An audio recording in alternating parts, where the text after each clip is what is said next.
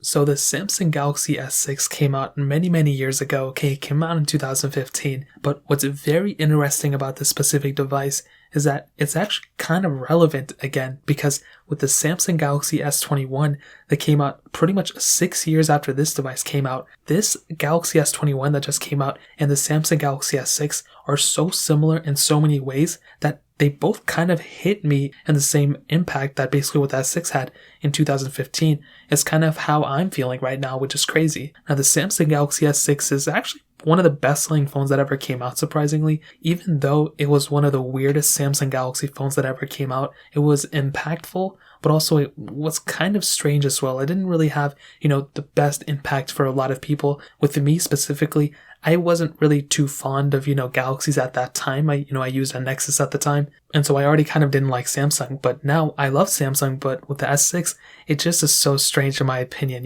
because the similarities between the S21 and the S6 are just so crazy. Now, I won't leave an S6 in the description, but I'll leave a couple other phones that I would recommend this year in the description below. You can get them from there and help support the channel at the same time. Now, on the front of the Samsung Galaxy S6, you still have a beautiful 5.1-inch Super AMOLED display. It's a 1440p panel, and here's what's crazy. Even though this phone came out in 2015, the resolution and the pixels per inch are higher on the Samsung Galaxy S6 than on the Samsung Galaxy S21, and I think the Samsung Galaxy S21 Plus as well. How crazy is that? That just does not make any sense to me. And actually the Galaxy S6 still has a pretty good panel on it for sure. It's not a bad panel at all. It still holds up extremely well. Obviously there's bezel on the top and bottom, but it's really not that bad, it's actually still a pretty decent looking phone. You have the home button on the front, which doubled as a fingerprint sensor, the capacitive buttons on the side, and overall the front of the panel for sure is something that is a plus more than a minus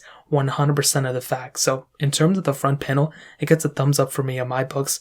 On the bottom you have that micro USB port, which is typical, the headphone jack as well. And what's very interesting, like I stated before, is that Samsung actually ended up removing the micro SD card slot on this device, and they removed it again on the Galaxy S21. So that's why there's just so much similarity and overlap between the S6 and the S21. I don't really think anybody's really picking up the S6 anymore, but between both, man, that's just so crazy that Samsung actually ended up removing it. It's just very strange to me. Now on the back, you do have that glass back with wireless charging, which is really cool. So this was one of the first Samsung phones to bring wireless charging. I do understand that the Galaxy S4 and I think the S5 also had it, but some variants didn't have it. This model, all the variants had it, which was great. This was also the first, Samsung Galaxy S series of device to have a glass back. Even though they enclosed the battery at this point, they had to make that change in order to make the phone feel that much more premium. So this was a pretty big change. I think Samsung was really focusing in on trying to be a premium flagship phone rather than being a device that has all the features and, plastic back and it doesn't feel that great. This was a huge shift in Samsung, and it's pretty crazy because that huge shift took a huge toll on the public image, not as much as the Note 7 or anything, but it was definitely up there. So the way this phone still feels in the hand is very good. It still feels like a flagship phone. It doesn't feel cheap. The only thing that really ages it is like the top and bottom bezel, but other than that, it still looks pretty good. Now on the back of that glass, you do have the, single camera setup, which we'll go ahead and hit on right now. It's a single 16 megapixel sensor. And what I can tell you is, and I've said this for years, Samsung does a really good job in their camera sensors, and this was no different. This camera, even back in 2015, could shoot 4K videos, which is really good. This was the same year the 6S came out, and that could also shoot 4K videos. And overall, this quality of this camera is actually not that bad. The thing that dates it the most, there's a couple different things. First of all, the photo quality isn't like amazing. I don't want to say that, but for a 6-year-old phone, it's really good. You also have, video capability, with a 4K at 30, and that's still pretty current. But on top of that, you have a lot of features built into the camera as well. And I've said this before and I'll say it again. Samsung throws so many features in their camera setup, and sometimes it's kind of like too much. It's like a lot of features nobody's ever going to use. But at the end of the day, more features are better than not a lot of features, and in this case, you're definitely going to have a lot of features built into the camera for sure. On the front, you do have a 5 megapixel sensor where you can do 1440p videos. Again, this is another place where it ages it, no 4K on the front, but I think it's okay. The front camera definitely isn't that good. It's probably the worst part about this phone in terms of the camera, but most people are probably going to use the back camera anyway, even though I use the front camera more. And the thing that ages it the most is probably the single camera. It doesn't have multiple cameras. It doesn't even have a macro or depth lens. So in terms of that, you're probably going to be outdated a little bit, but it's not a bad camera at all. And if I had to use it, I think I would be kind of okay with it as long as I knew how to edit up photos a little bit. So in terms of the camera setup, I think it gets a thumbs up for me in my books. Now moving on to the software side, this thing started off with Android 5.0.2. We were able to upgrade it to Android 8.0 Oreo. This was right before, and I don't even think this thing got Android 8.0 Oreo. I think this thing got Android 7.0 because the Galaxy S7 got 8.0. And here's the thing, beyond all that,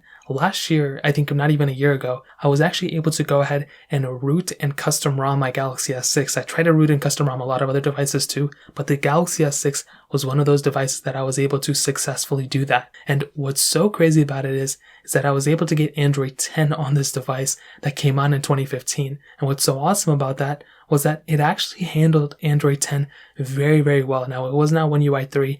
It was literally just, some random custom ROM that was like a stock Android. And it was surprisingly good. The performance was really good in it too. Now, it wasn't like, Samsung Galaxy S20 worthy performance, but it was pretty surprising. And I wasn't expecting it to even work, but I was expecting it to actually, not be, super smooth. It was much smoother than whatever Android version we ended it off on. So in terms of software, it's completely outdated. But if you want to go and custom ROM it, I'm all ears for it. I would say definitely go for it. In terms of the performance segment, I'll break it down in terms of the custom ROM and non-custom ROM format as well. We had the Exynos 7420 octa chipset and 3 gigs of RAM on each model. So what I can tell you is that in terms of the performance stock, it really wasn't that great. It's very glitchy. You're going to have a lot of problems when it comes down to it. I think, most people know by now it's not going to be that smooth of a performance, and I think that's totally okay. As I stated before, I don't really think anybody's going to be using this phone as a, flagship type of device. Now, with that being said, when I custom ROM this device, there was so much surprisingness when it came down